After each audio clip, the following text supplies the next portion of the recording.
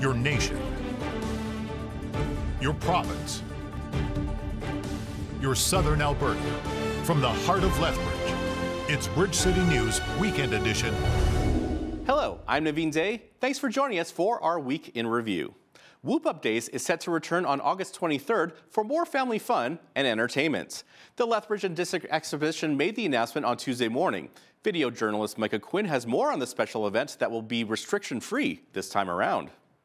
We're excited to welcome a nearly full event and a reimagined event as we look towards the future of this event and the next 125 years of its history in this community. Whoop Up Days is coming back for another fun-filled year. The event coincides with the 125th anniversary of the Lethbridge and District Exhibition. Mike WARKENTIN, the organization's chief executive officer, says the Pro Rodeo will also be making its way back to our city. We are going to be on the Pro Circuit Tour, and we will really have one of the greater opportunities late in the season to accumulate points to both those championship rodeos here in Lethbridge. So it's incredibly important for the sport, but also incredibly important for us as an organization to reintroduce professional rodeo. Rides for Whoop Up Days will be provided by West Coast Amusements, and the Midway will be set up once again in our city. There will also be some new attractions coming up this year. One of our pavilions will turn into La Galleria, which is a celebration really of the local arts community. So very similar.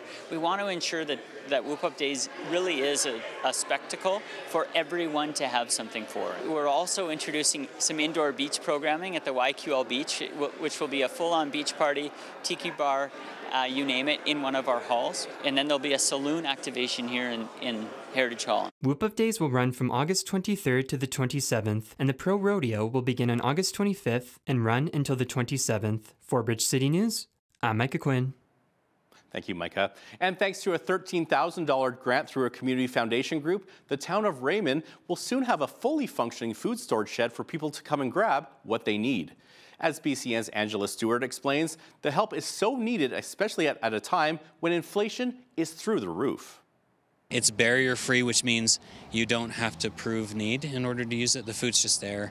For the last 2 years, the Free Pantry Society of Raymond has been distributing free food and hygiene items for residents in the town by using these community drop boxes. It limits us to just dry goods or canned goods, and depending on the time of the year, we can't put canned or wet goods in our outdoor boxes. Through the inspiration of Reuben's Veggies in Lethbridge, Stuart Foss, the president of the society, says they began looking into the idea of a food storage shed, which would allow them to distribute fresh produce and other items. It also helps us solve another problem, which is that we need storage for all of the food that we collect. And thanks to the Community Foundation of Lethbridge, that idea is now becoming a reality. One of their community priorities grants, and we were successful in getting it. The town currently does not have a food bank, so those who are needing assistance are having to make trips to Lethbridge. Which works really good for people who maybe have a surprise one month. You know, I think we all kind of know the inflation issues. According to Food Banks Canada, in 2021, there were over 1 million visits to food banks across Canada, and over 50% of users are on social assistance. You know, when your utility bills double or the cost of food increases, you have to make hard decisions about where you're going to skip a payment. And so the free pantries, the design of them is to eliminate that hard decision for those people. Well, currently where I'm standing, this is where the storage shed will be. It will expand about 300 square feet. FOSS also tells me they have until the end of spring of 2023 to complete construction, but the hope is to have it completely built by the end of the summer. For Bridge City News, I'm Angela Stewart. Construction on a new playground in Galt Gardens will soon begin after the city was awarded $375,000 from the Government of Canada's Revitalization Fund. The money from the government will be on a 75% to 25% basis, meaning the city will be putting forward over $100,000 for the inclusive playground. The area will feature a rubber surface with rolling terrain and tons of playground equipment for kids. An official with the city explains there has always been a priority to build a playground in the gardens for a number of years. It's taken some time to get there, but thanks to this grant funding, we're really excited to be adding this amenity. And this synergy with the fountain we felt was just the absolute best place to locate it in the park. There's already picnic tables. Families can kind of move in between the two spaces, running between fountains and water and into the play area. yeah, we just think it's going to be really exciting. And then, of course, with the SAG and CASA kind of on either side, again, we really hope that their children's programmings are able to leverage this space. The city anticipates construction to begin this summer, with the completed area done by March of 2023. Coming up after the break, a robot that is used in orthopedic surgery has made its way to our city.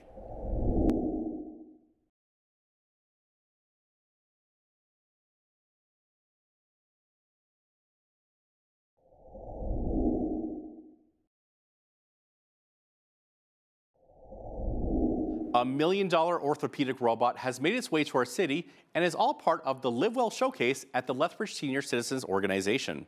The robot is called Mako technology, and it is a new treatment option for those who have suffered with arthritis or an injury to the hip or knee. An orthopedic surgeon in the city who demoed the robot explains how it works. When we do a knee replacement or a hip replacement, we have jigs or we have certain landmarks that we use to make the cuts, but a lot of it has potential for human error. So a robot potentially can limit those types of errors and be very, very precise. So if we're making a cut and we want it to be exactly 5 degrees, if a human is just sort of using a jig or something, they might be off by 1 or 2 or, heaven forbid, 5 degrees. They might be really off. Whereas a robot would be much more likely to hit the target of 5 degrees consistently over and over again.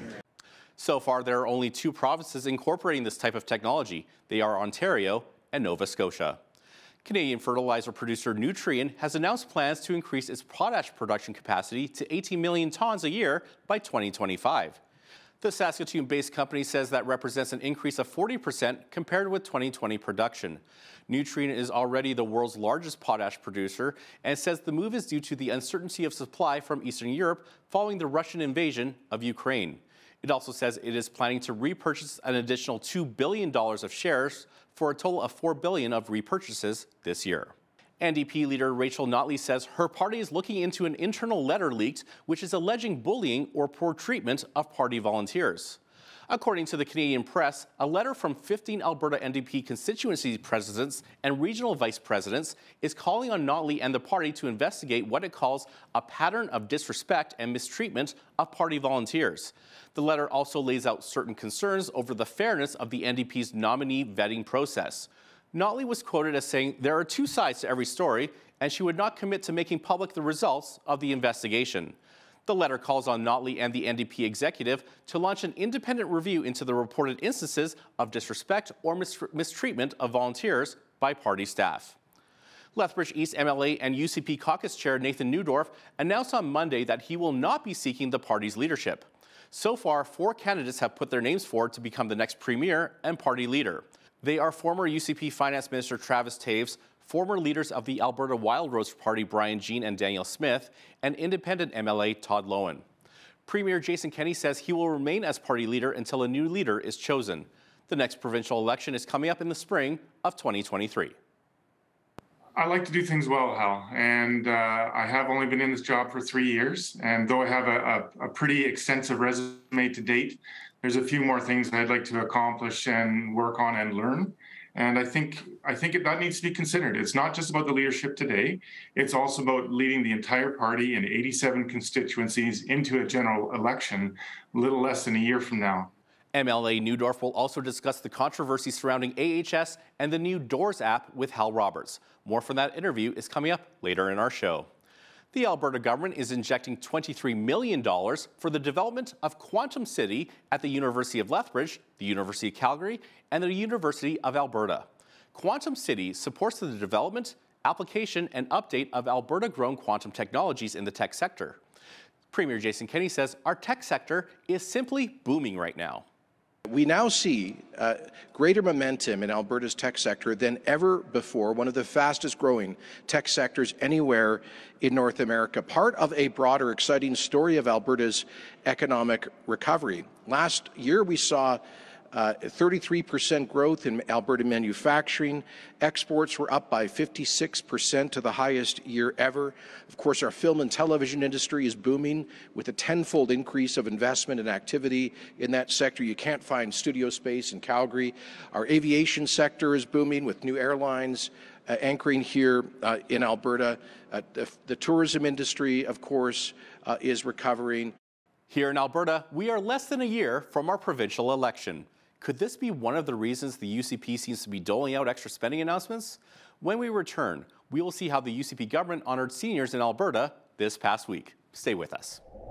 Mental health is a major issue, a concern for our government, for lots of Albertans that are struggling with mental health. Senior citizens have been stuck at home. They're the most vulnerable because of COVID. And so this is important because it allows people to come out and to engage with each other. We just launched Affordable Housing 10-year strategy, which just address the issue we have, not just for seniors, for Albertans as well. The affordability housing, people want to have a place that under have a roof under their head.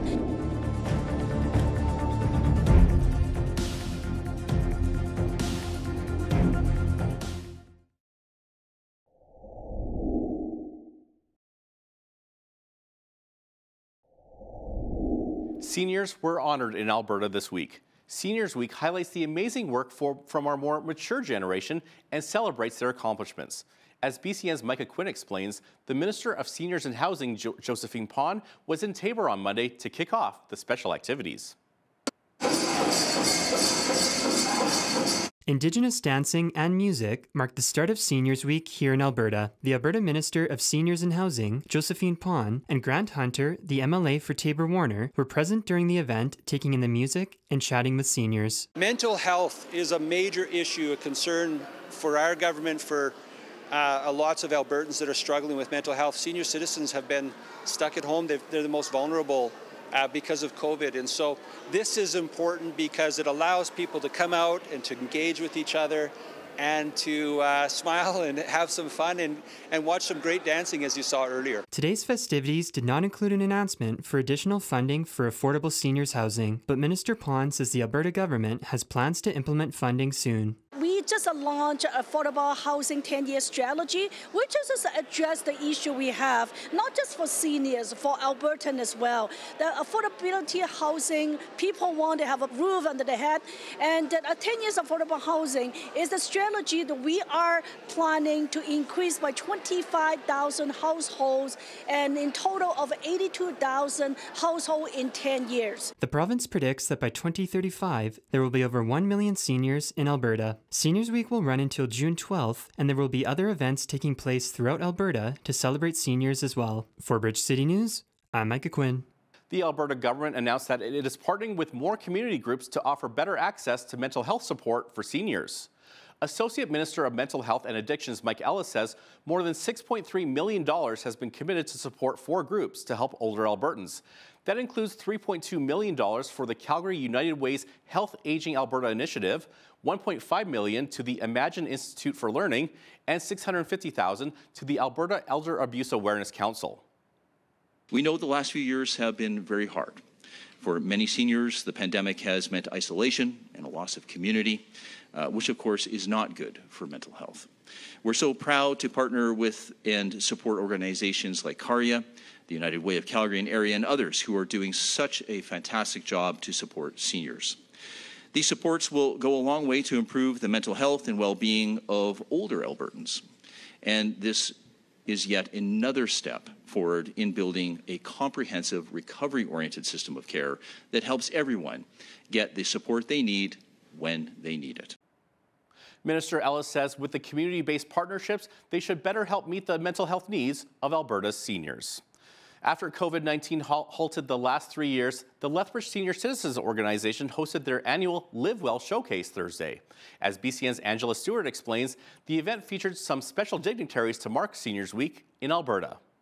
We're so excited to have a full load of exhibitors. The annual Live Well Showcase made a triumphant return to our city with a ribbon-cutting ceremony kicking off the event to mark the grand reopening. We're really excited because it's the 9th Live Well Showcase. We have some great organizers that help LSU put the show on. Some special dignitaries took part, including Minister of Seniors and Housing Josephine Pon, East MLA Nathan NEUDORF, and Deputy Mayor Jen Schmidt-Rempel. We want to make sure we show appreciation for all the seniors who build this beautiful, beautiful province for us, and also make the contribution and continue to contribute in our community. Alberta has proclaimed the first week of June as Seniors Week. Minister Pon, who has been making her way around Alberta to mark the week, says the government is committed to hearing the concerns of seniors and will continue to provide a helping hand. For me, is I want to talk to the people. I want to talk to organizers. I want to talk to the people that what they think about what they need for the seniors, what we can improve, and listen to them. It's really nice for them to see the new technology and what's available. Over 70 vendors packed the Fritz Sick Memorial Center, and one exhibitor who has been a part of the event since the beginning is the Lethbridge Hearing Center. I opened Lethbridge Hearing Center 13 years ago, and 12 years ago for the first senior show, we were part of it. It's so nice to have the chance to meet different people in the community and tell them about what options are. Besides the vendors, the show is also a fundraising opportunity for LSCO, something the organization says is super important for them. One is that we get seniors out to find out the latest information on things that affect their lives. Two, we get people into LSCO and they can see more of what we do. And that's part of the community work that we do for LSCO. For Bridge City News, I'm Angela Stewart. After the break, we have more from Lethbridge East MLA Nathan NEUDORF. He shares a controversial but potentially life-saving app that is new to Alberta.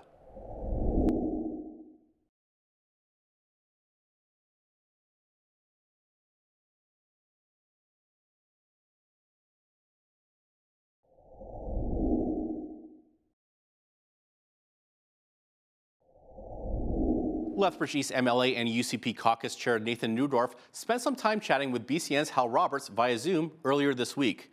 It feels like both the UCP and NDP are getting into election mode, and that could explain all the back and forth between the two parties lately.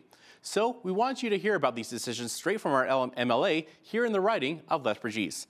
Have a look and then head over to our Twitter account and let us know what you think. Last time we chatted, you mentioned how a few family physicians would be headed to Lethbridge. It's a good thing because more doctors are leaving here. Where are we at when it comes to addressing the severe doctor shortage here in southwestern Alberta? Well, we've got good news. We've definitely turned a corner. There are 11 doctors hired. They're in the process of finding sites. They're in the process of moving to Lethbridge. They're in the process of setting up a facility. And AHS anticipates that many, if not all of those 11 should be practicing right here in Lethbridge by the end of the year. And they have a further 13 to 18 doctors somewhere in that process of continuing to vet them and interview them and work through their credentials and hopefully bring on more of them. They've been hitting a pace of roughly 2 hires per month, and we hope to see that continue. And that's very, very good news that we're changing that directional trend. So doctors aren't leaving now, doctors are net coming to Lethbridge, and we hope we can pursue that further. Now, sticking with healthcare here for just a moment, a number of Albertans have spoken out against the UCP cancelling the insulin pump therapy program, which has impacted a lot of diabetics. They're not happy about it. Any chance that program could be brought back? Well, that change has been paused. Minister Copping made that very, very clear to work through them. And the whole transition of that program was to allow for a more sustainable cost recovery and a cost payment of that program through private insurance, through other insurance methods that are offered to those clients. The great majority of the roughly 4,000 people on that program, I think it's over 90% were covered with that transition, but we want to make sure that everyone is covered, that less than 10% that didn't have that coverage, they didn't have that access to that. That's what the pause is brought in for. We want to leave no person behind. We want to make sure they're all covered, that they have access to the newest and best technology, and that they have access to the services that we need. So I think we're going to see that work through and have the best services, the best supports for those people struggling with type 1 diabetes in the very near future as Minister Copping works to complete that program and make sure that everyone has the services that they need. Now, the province offered more help for those struggling with drug addictions, Nathan. The Overdose Prevention app is now available across Alberta, and the Associate Minister of Mental Health and Addictions, Mike Ellis, says the Digital Overdose Response System, or DORS, has helped a lot of people in Calgary and Edmonton here in the South Zone. How does it actually work? That's a great question. It's something where they can very quickly, right when they need it, as we all I hopefully know that when someone struggling with addiction decides to make a change, that's a very short window before they fall into old patterns or get dragged into situations that they continues their addiction.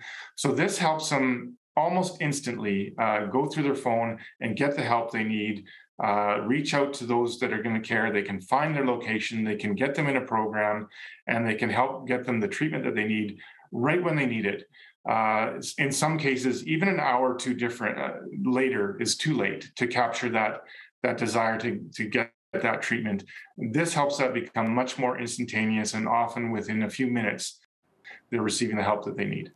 A number of Albertans, Nathan, are wondering when those utility rebate checks will be forthcoming. Now, the government mentioned that we'll be seeing a break on both our natural gas and electricity rebates back in February and March. The NDP's been slamming the UCP on this, saying, where's the money? Show me the money. So let me ask you, is the check in the mail? Well, not quite, Hal. It's a different system than that.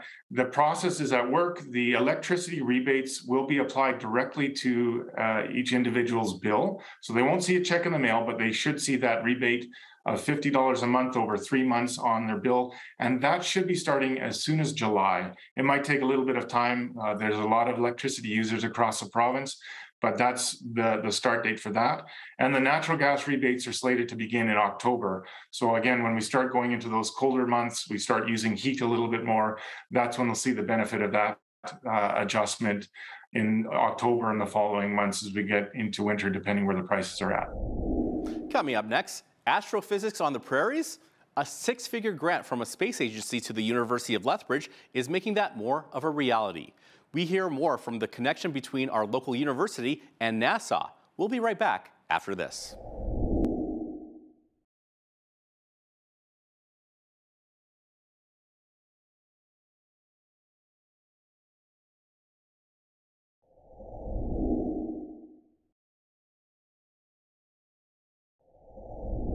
The government mandates and related pandemic restrictions since 2020 have had a dramatic effect on so many of us.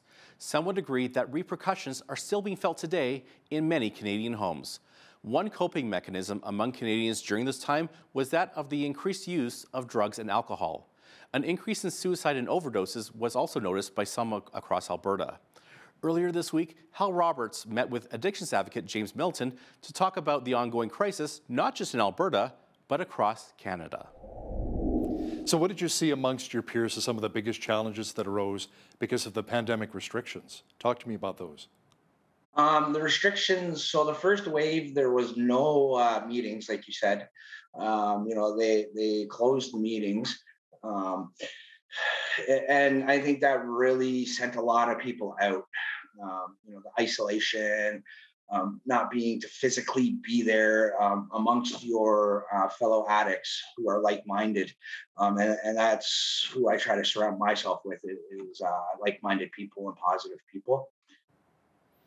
You know, what's interesting is my nephew, he was 25 years young when he passed away from a drug overdose a couple of years ago. He tried to get into a program at a Calgary hospital, and they shut down the program at that time, saying we have to make more room for COVID patients.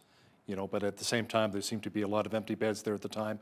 And sadly, a week after they canceled that program, he passed away. So it was devastating for our family here. And you've heard of other cases like that too, haven't you? I have.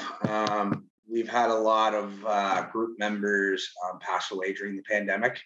One of them I was helping. So he went back out, and the next day I found out that he passed away. That's not the only one. There's hundreds worldwide that have been affected by this pandemic. So James, what do you really see as an impact of not having the in-person meetings for support and recovery? How important is that? Very important. For me, I need that physicality of being around somebody, the physical hugs. We shake hands in NA meetings and we say, hugs, no drugs. I was on Zoom and they really didn't help. So let me ask you something, James. When you're talking, sitting across from, let's say somebody who is addicted to drugs or alcohol, and they say, listen, dude, I'm doing this to numb the pain. I need this for escapism. I don't really want your help. Are you still able to help them?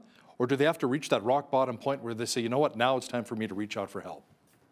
For me, I had to hit my rock bottom point. For some, they just figure it out. They know they need the help. They know they've messed up in life, and they just want to go get the help. And I've had a couple friends that have done that. They've seen me come as far as I have in my recovery, and they're like, man, I want that. And that's what you want in recovery, is you want to see what everybody else has, and then it catches your attention more. So what do you say to that person when you see them slowly going down the wrong road, especially if it's a young person, maybe a teenager? How do you take them aside and say, you know what, you need to make better life choices, and I'm here to help you? So right now I'm in college, so I'm actually learning how to do this. I'm in college to be an addictions counselor, so I'm learning how to do this, and I would just take them aside and get to know them first, right? And then give them a number and build a rapport and a friendship, friendship with them, and not grill them and be like, you need to like get your stuff in order. You slowly just slip it in there, right? But you say it in a nicer way, right? It's not easy because I've been down that road, and when somebody's not receptive to that, you really can't get the information to them the proper way because they're just not listening. So build that relationship with them, maybe take them to a Blue Jays game. How does that sound? Yeah, that's right. Yeah, exactly. That'd be the best place to go. Do you think sometimes not having a solid parental influence in a young person's life may have that effect, where they maybe turn to drugs and alcohol? Yeah, exactly. So my father wasn't around either, right? So that kind of diminished my self-worth, my love for myself, because I didn't think I was good enough for everybody. Rejection. The list goes on. I could sit here for 2 hours and give you a bunch of stuff that's gonna, deteriorate somebody to go out and use. Trauma is a big one. A lot of trauma victims, they do go out and become addicts. So I took a trauma course, and I believe that is what really helped me. It was get past that trauma and move on in life and be there for my son. After the break, we look for an answer to the question, is there still a spiritual hunger among Albertans today? That's coming up right after this short break. Stay with us.